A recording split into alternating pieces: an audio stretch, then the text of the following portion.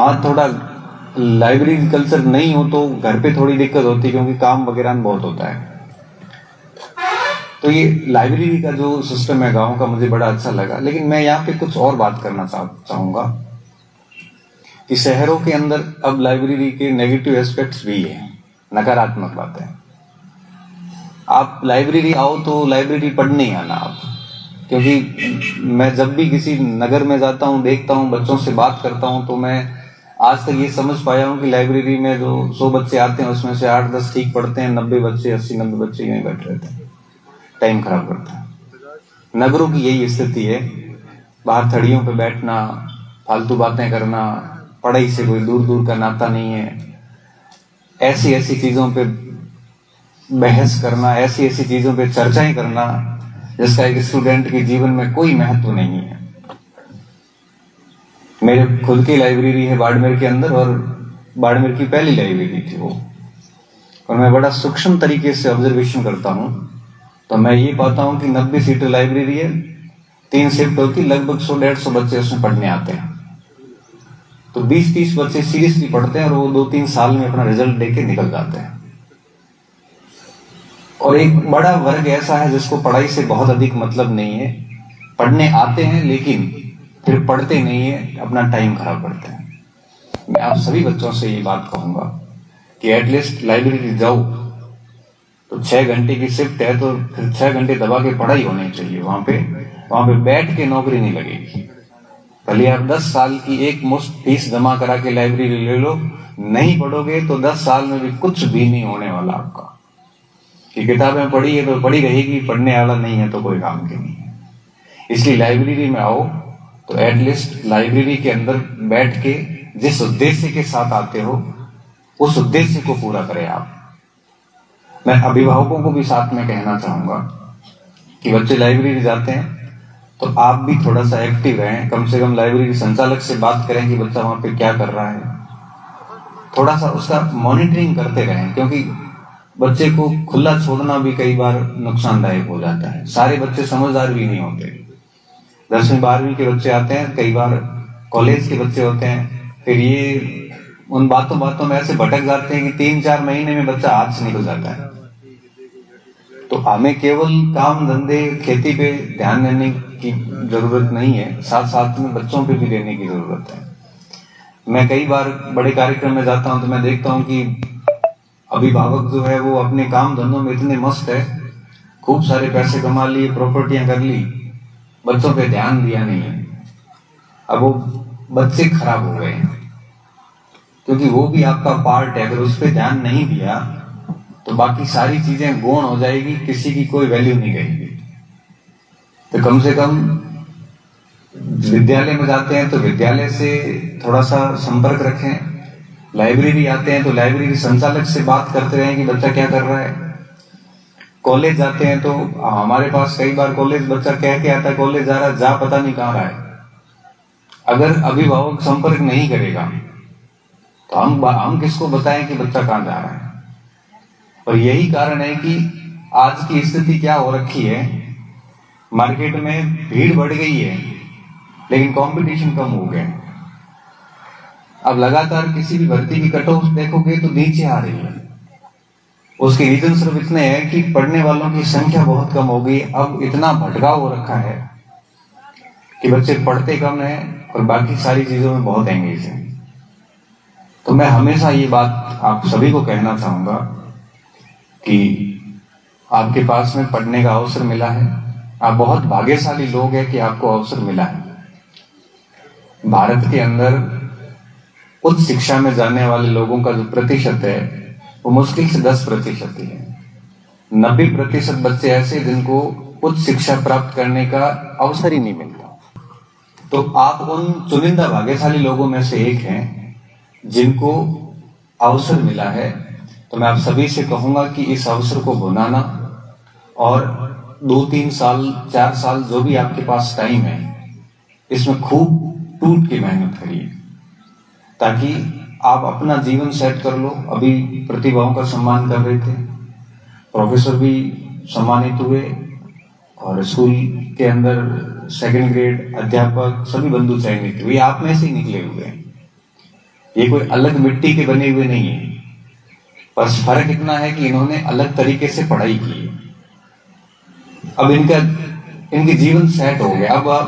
अब ये अपना जीवन बड़े आराम से जी सकेंगे। ये अपनी खुद की गाड़ी भी मेंटेन करेंगे, खुद का घर मेंटेन करेंगे, खुद का सारा काम खुद के खर्चे से करेंगे। इनको किसी से खर्चा मांगने की आवश्यकता नहीं है। हर महीने इनके खाते में सैलरी आएगी और अपना जीवन यापन आगे पूरा जीवन है वो अच्छे से जिएंगे। और इसके लिए इन्होंने 3 से 4 साल मेहनत की है। तो अगर 3 से 4 साल ढंग से मेहनत करके 60 साल की लाइफ सेट हो रही है, तो मुझे लगता है कि हमें चूकना ही नहीं चाहिए। खूब वैकेंसीज आती है और हर साल कई वैकेंसीज आती है, आप उसमें पात्र होते हैं। उसके बावजूद भी अगर आप पीछे रह रहे हैं तो ये कहीं न कहीं आपकी कमी होगी। मैं आप सभी से बार बार कहता हूं कि एक टारगेट सेट कीजिए कि भाई मुझे इस परीक्षा को हिट करना है, किसी वजह से आरएस करना है, तो सोच लो कि मुझे आरएस की तैयारी करनी है। फिर उसका सिलेबस लाइए, उनके चयनित लोगों को सुनिए, उसके अनुसार सामग्री को एकत्रित कीजिए, उसके बाद उसके ऊपर काम करना शुरू कीजिए। क्योंकि जब आप सफल हो जाएंगे तब समाज आपकी सफलता पे दावा करेगा, कोचिंग आपकी सफलता पे दावा करेगा, साथी आपकी सफलता पे दावा करेंगे, शिक्षक आपकी सफलता पे दावा करेंगे। लेकिन अगर आप फेल हो गए तो आप अकेले बैठ के अकेले ही दुखी होंगे, आपको साथ देने वाला कोई नहीं। और ये सब अटैकिंग मोड में होंगे, समाज भी अटैक करेगा, परिवार भी अटैक करेगा, साथी भी अटैक करेंगे। अभी तो अच्छा अवसर है, आपको पता नहीं चल रहा, जब फेल हो जाएंगे तब आपको पता चलेगा कि कोई किसी का नहीं है। एक बार 2-1 साल पहले 3-4 साथी थे, कॉलेज आते थे पढ़ने के लिए। तीनों चारों ठीक थे पढ़ाई में, तो अच्छा पढ़ रहे थे और मेहनत भी ठीक कर रहे थे। कॉलेज पूरी हुई, उसके बाद में उन 2-3 बच्चों में से 2 ने बीएड कर ली, एक आधा चला गया आरएस की तैयारी करने के लिए।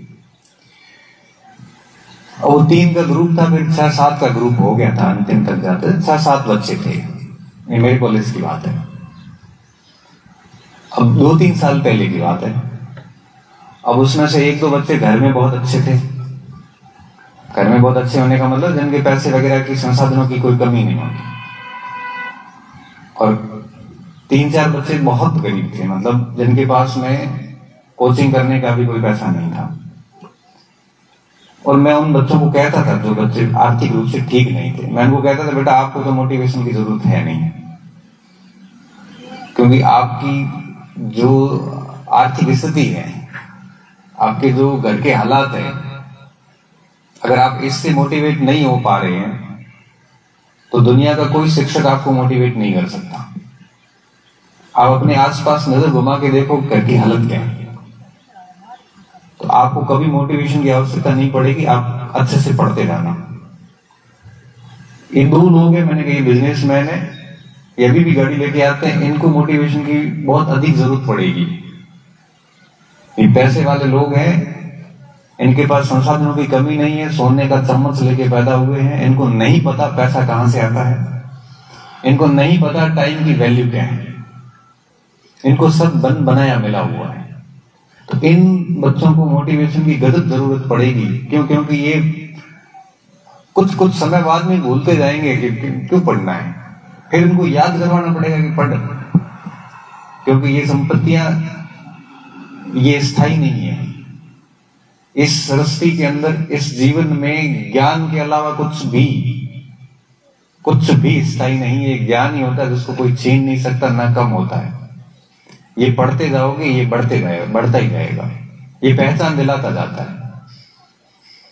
तो मैंने कहा ये जो 2-3 बच्चे, इनकी आर्थिक स्थिति इतनी बढ़िया है कि इनको मोटिवेशन की हमेशा जरूरत पड़ेगी।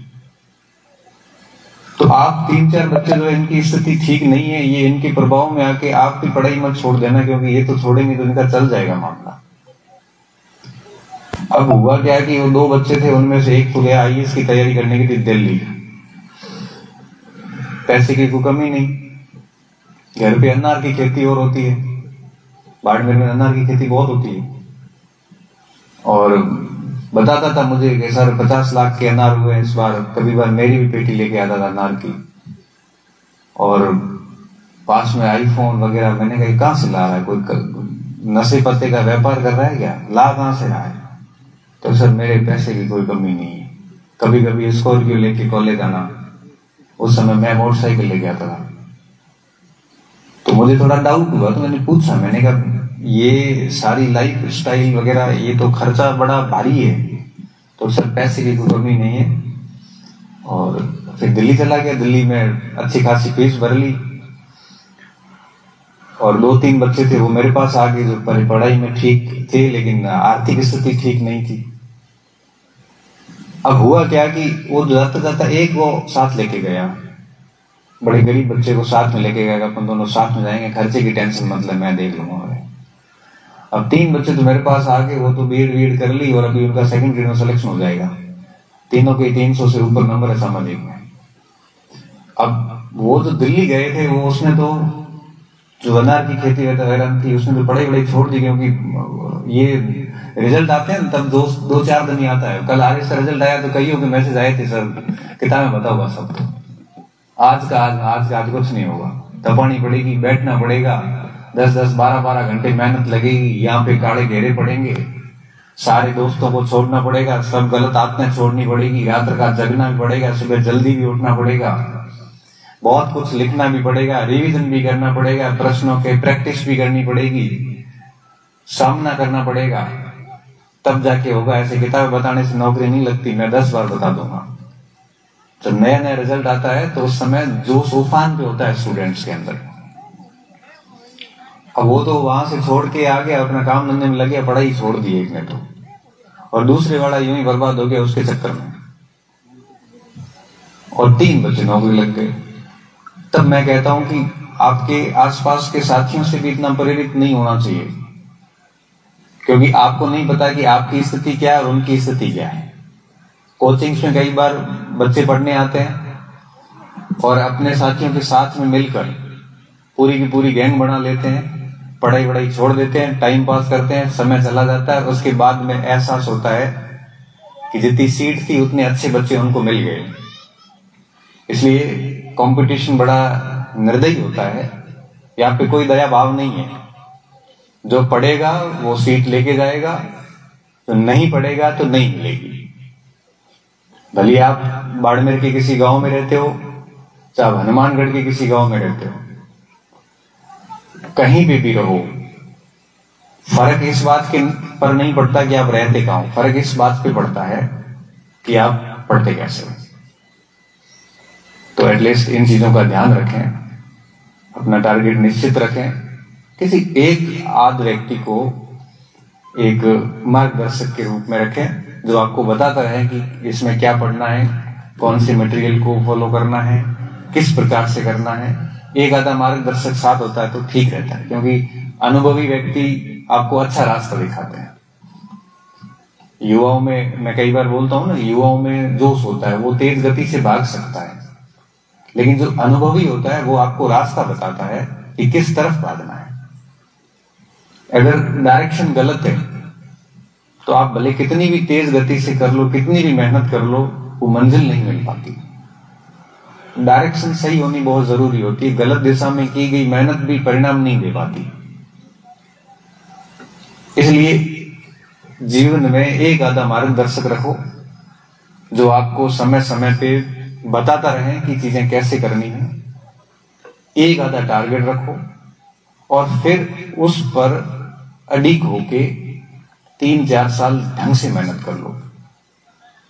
मैं विश्वास के साथ कह सकता हूं कि जिस परीक्षा की तैयारी किसी ने 2-3 साल तक बैठ के एक ही टारगेट लेके ढंग से किसी के मार्गदर्शन में की है, तो वो बच्चा फेल नहीं हो सकता, भले उसके 10th में 50% ही क्यों ना हो, 10th में भले 36% ही क्यों ना हो।